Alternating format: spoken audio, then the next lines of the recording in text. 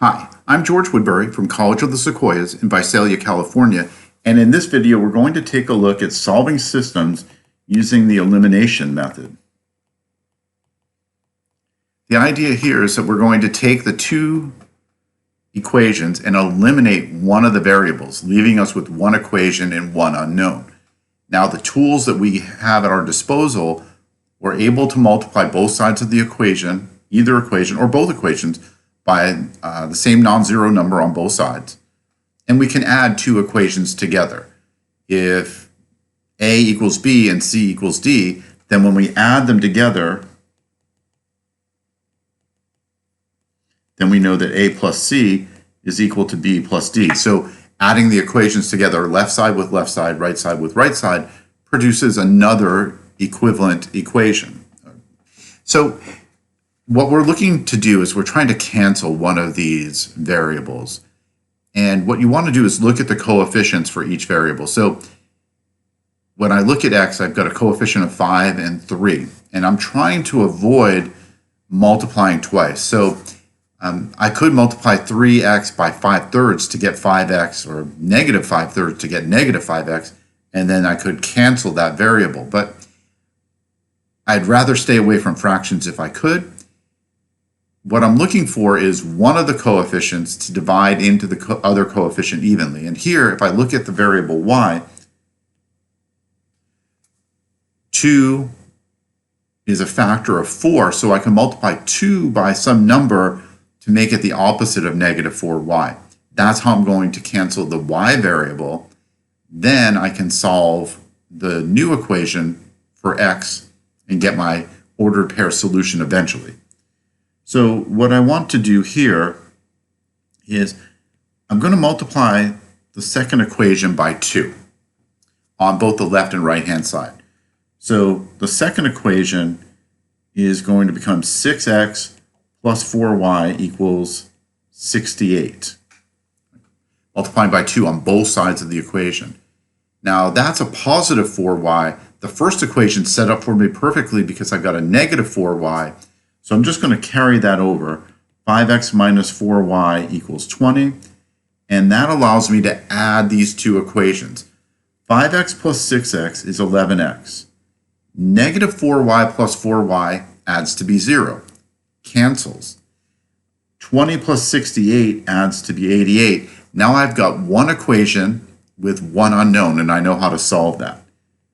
If 11x equals 88, and I divide both sides of the equation by 11, I get the first part of my solution, x is equal to 8.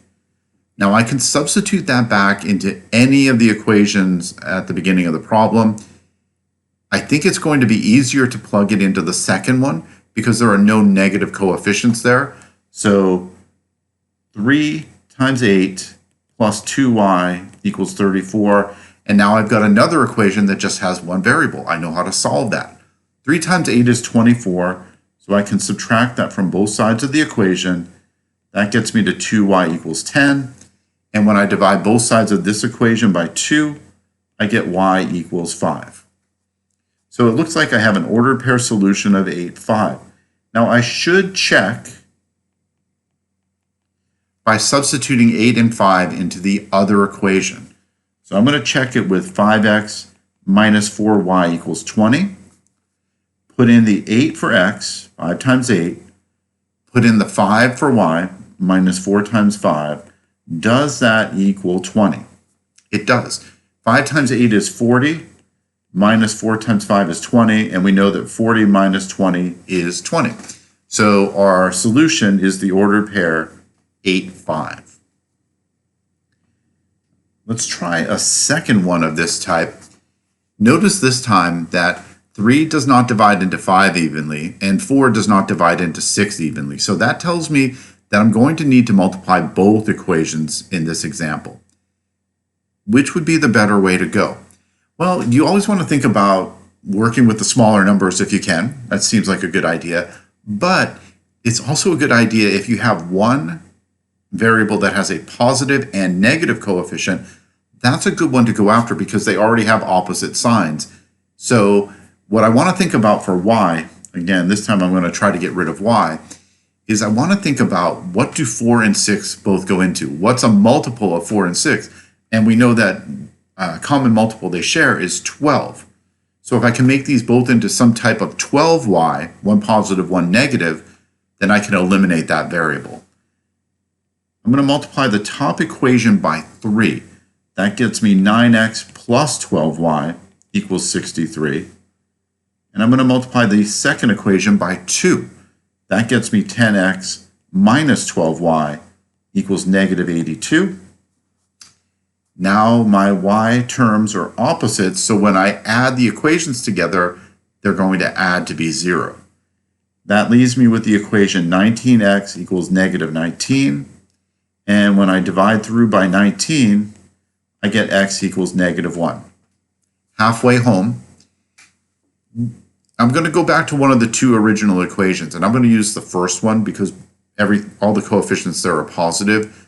You want to be careful about going back to one of those two equations, because if we've made a mistake in multiplying and canceling out that variable, eliminating that variable, we're not going to catch it if we use one of the new equations. So always go back to the original.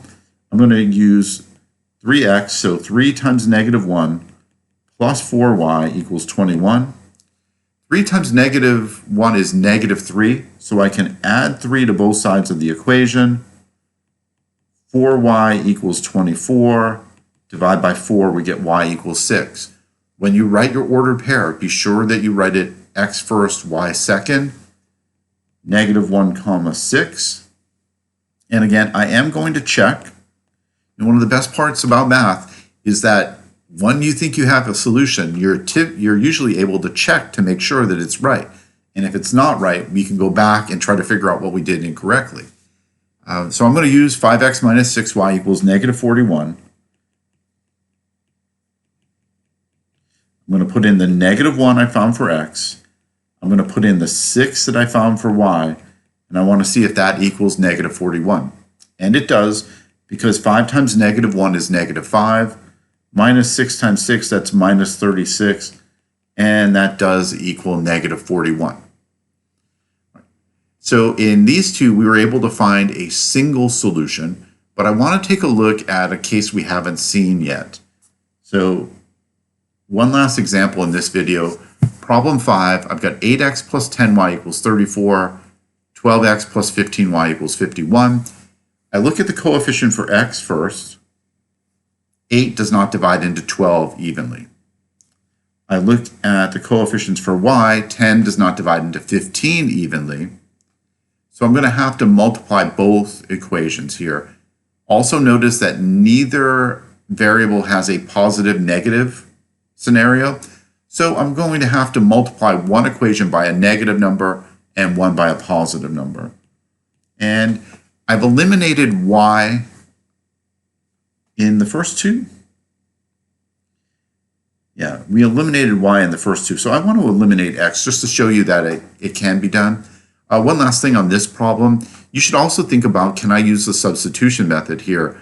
But I don't have an equation that's real easy to isolate x or y in. And so elimination is going to be a safer way to go here. Trying to eliminate x, I'm trying to think of what number do 8 and 12 both go into. And you can start with the bigger number 12. Does 8 go into 12? No. Add another 12, 24. Does 8 go into 24? It does. So that's what I'm trying to make these into.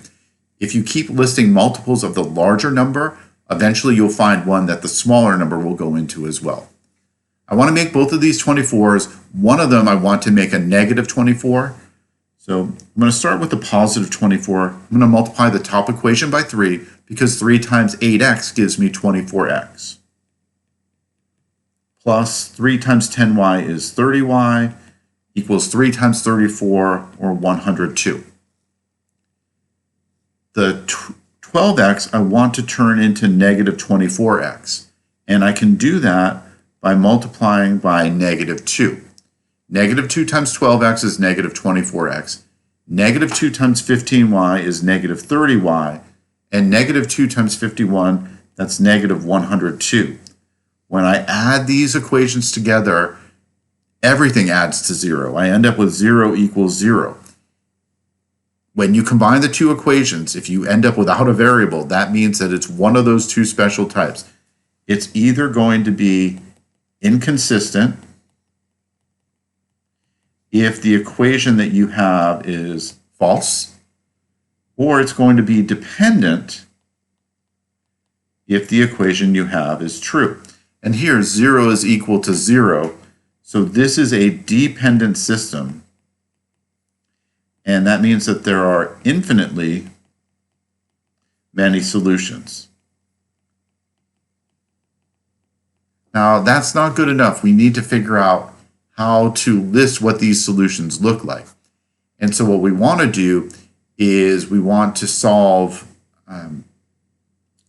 one of these equations for y in terms of x. And then we can write a general ordered pair formula for finding solutions. So when we have a dependent solution, we want to solve one equation for y in terms of x. Going back to those literal equations we did back in chapter 1. I'm going to take the top equation, 8x plus 10y equals 34. Subtract over the 8x. This is just like finding slope and intercept. Divide through by 10 and simplify, and we get y equals negative 4/5 x plus 17/5. Now we can write a general form of our solutions as x comma negative 4/5 x plus 17/5. And what this general form allows us to do is we can pick a number for x, plug it in, and that's going to give us a y that together forms a solution. So for instance, if I put in 0 for x, the y value would be 17/5. So 0 17/5 is a solution. If I put in 5, I would get out 13. So 5 13 is a solution, and so on. So that's the way we write up our solutions when the system is dependent. All right, that's it for a quick introduction to the elimination method, sometimes called the addition method because we're adding equations together. Elimination with the idea that we're trying to eliminate one of the variables when we do that.